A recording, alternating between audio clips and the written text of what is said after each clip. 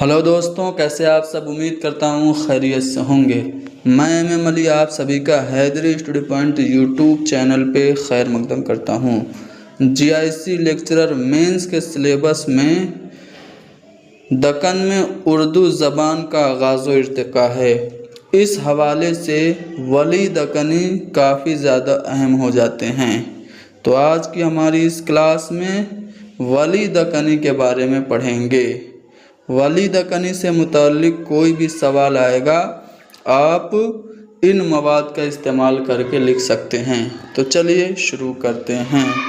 सबसे पहले आप लोग जानते ही हैं कि वली को उर्दू शायरी का बाबा आदम कहा जाता है, सबको पता है। लेकिन आप ये बता दें कि वली दक्कनी को उर्दू शायरी का बाबा आदम किसने कहा, तो आपकी बात में वज़न हो जाएगा। तो यहीं से शुरू करते हैं कि बकौल मोहम्मद हुसैन आज़ाद वली औरंगाबादी या वली दक्कनी, बाज़ लोगों का मानना यह है कि वली औरंगाबाद में पैदा हुए, तो इसलिए मैंने यहाँ पे वली औरंगाबादी भी इस्तेमाल कर लिया है। तो बकौल मोहम्मद हुसैन आज़ाद वली औरंगाबादी उर्दू शायरी के बाबा आदम हैं और उर्दू शायरी में अव्वलियत का ताज इन्हीं के सर है। इनकी हैसियत उर्दू शायरी में वैसी ही है जैसी अंग्रेज़ी शायरी में चौसर की है, यानी वली दक्कनी उर्दू के चौसर कहे जाते हैं। ये बात तो आपने मोहम्मद हुसैन आज़ाद की बताई। इसके अलावा और भी लोग हैं जो वली की अज़मत का एतराफ़ करते हैं। उनमें मीर तकी मीर का नाम काफ़ी अहम है। आप उनका हवाला देते हुए आगे बढ़ेंगे कि मीर तकी मीर भी वली दक्कनी या वली औरंगाबादी की अज़मत का एतराफ़ करते हुए वली दक्कनी को मुसल्लमुस सबूत उस्ताद और रेख्ता का उस्ताद कहा है। इतना ही नहीं, मीर तकी मीर ने अपने तज़किरे निकातुश शुअरा में वली को शैतान से भी ज़्यादा मशहूर करार दिया है। एक शेर वली के बारे में मीर तकी मीर का है कि खोगर नहीं हम यूं ही कुछ रेख्ता गोई के, खोगर नहीं हम यूं ही कुछ रेख्ता गोई के, माशूक जो अपना था बाशिंदा दक्कन का था। तो इस तरह से आप समझ सकते हैं कि वली दक्कनी की अज़मत का एतराफ़ मीर तकी मीर भी करते हैं।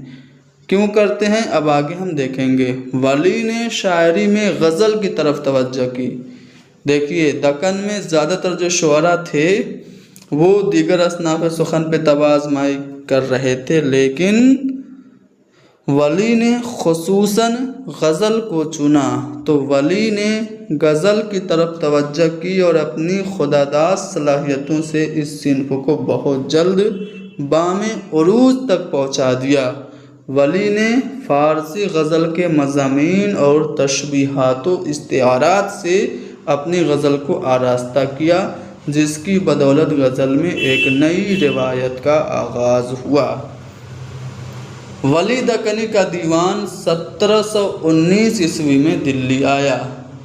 बाज़ लोग कहते हैं कि वली खुद 1700 ईस्वी में दिल्ली आए थे। तो इनकी मुलाकात सादुल्लाह गुलशन से हुई थी। सादुल्लाह गुलशन ने इनको कुछ मशवरे दिए थे, जैसे कि दक्कनी अल्फाज का इस्तेमाल कम करो, उसकी जगह फ़ारसी के शीरी अल्फाज का इस्तेमाल करो, तो जिसकी वजह से वली की शायरी में निखार आया।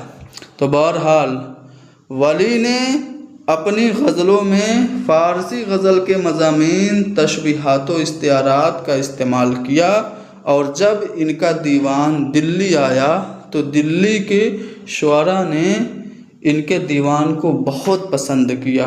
आम तौर से यहाँ के जो शुअरा थे वो ज़्यादा फ़ारसी में तवाज़माई करते थे। उर्दू में भी कुछ लोग लिखते थे, लेकिन उर्दू को हिकारत की नज़र से देखा जाता था। इसको रेख्ता यानी कि गिरी पड़ी ज़बान कहा जाता था, गिरी पड़ी ज़बान कहा जाता था। लेकिन जब वली का दीवान दिल्ली वालों के सामने आया तो वो अंगुश्त बदंदा हो गए, हैरान हो गए कि इस गिरी पड़ी ज़बान में भी इतनी उम्दा शायरी की जा सकती है। तो वली की शगुफ्ता और खुश आहंग गज़लों ने दिल्ली के शुअरा का दिल मोह लिया اور وہ بھی اسی راہ پہ چل پڑے، یعنی کہ دلی کے شعراء بھی ریختہ گوئی کرنے لگے۔ ٹھیک ہے، ولی نے فارسی، دکنی اور شمال کی زبان کو اس طرح ملا دیا کہ ان کی زبان علاقائی سطح سے بلند ہو کر ہماگیر ہو گئی، یونیورسل ہو گئی۔ اسی بات کو محمد حسین آزاد کہتے ہیں، یہ کوٹیشن بہت زیادہ اہم ہے، اس کو بولڈ کر کے لکھیے گا کہ ولی نے ایک زبان کو دوسری زبان سے ایسا بے معلوم جوڑ لگایا کہ آج تک زمانے نے کئی پلٹے کھائے مگر پیوند میں جنبش نہیں آئی۔ ٹھیک ہے، ولی کی شاعری میں بہت سارے موضوعات ہیں۔ ولی کی شاعری میں دنیا کی بے ثباتی بھی ہے، زندگی کی بے اعتباری ہے، تصوف اور جمالیاتی احساس کے عنصر بھی بدرجہ اتم موجود ہیں۔ اب تصوف کی بات آپ نے کی تو تصوف سے متعلق ایک شعر یہاں پہ کوٹ کر دیجئے۔ شغل بہتر ہے عشق بازی کا، کیا حقیقی کا کیا مجازی کا۔ ٹھیک ہے، آگے بڑھتے ہیں۔ ولی کی شاعری میں نشاتیہ عنصر اور شگفتگی، یہ بڑی شین سے ہوگا، شگفتگی نظر آتی ہے۔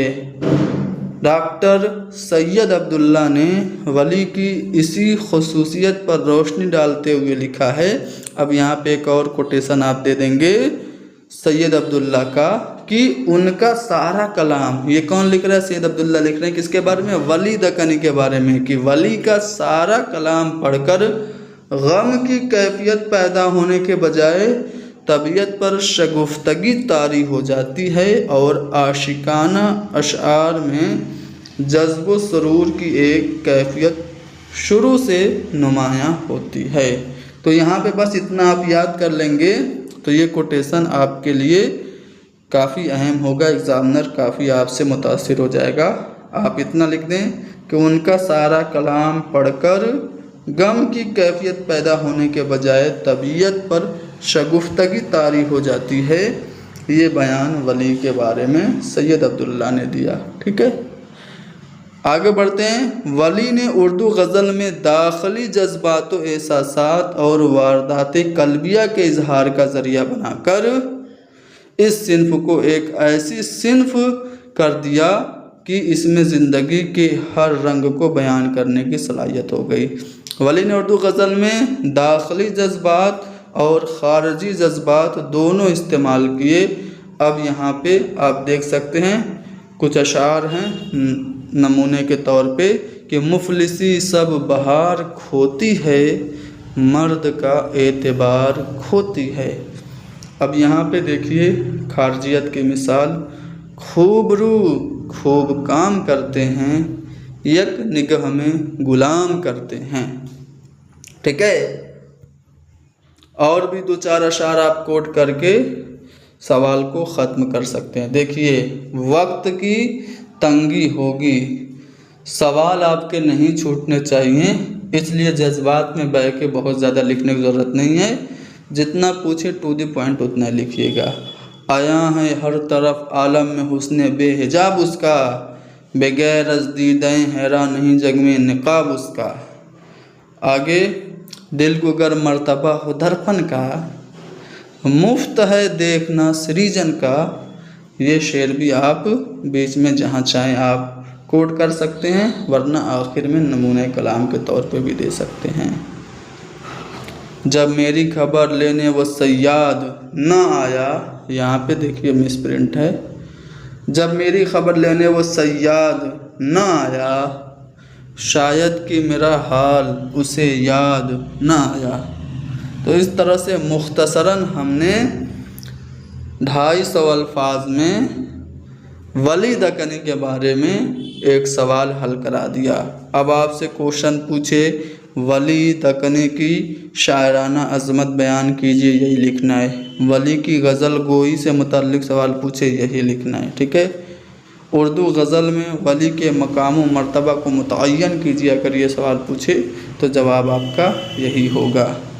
امید ہے کلاس پسند آئی ہوگی۔ لائک کرو، شیئر کرو، حیدری اسٹڈی پوائنٹ کو सब्सक्राइब कर लो। कर लिया? Very good. मिलते हैं अगली क्लास में।